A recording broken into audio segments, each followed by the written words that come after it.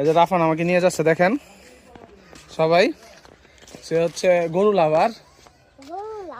হ্যাঁ, গরু খুব পছন্দ করে না, রাফানের প্রিয় প্রিয় প্রাণী হচ্ছে গরু। মুরগিও পছন্দ করো? সবই পছন্দ করো তো তুমি তাহলে। চলো আমরা একটু গরুটা দেখে আসি, চলো।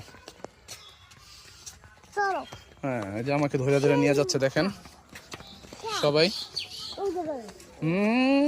নাইস তো। হ্যাঁ, এই যে গ্রামের ছেলেরা সাইকেল চালাচ্ছে, ছোট ছোট ছেলেরা।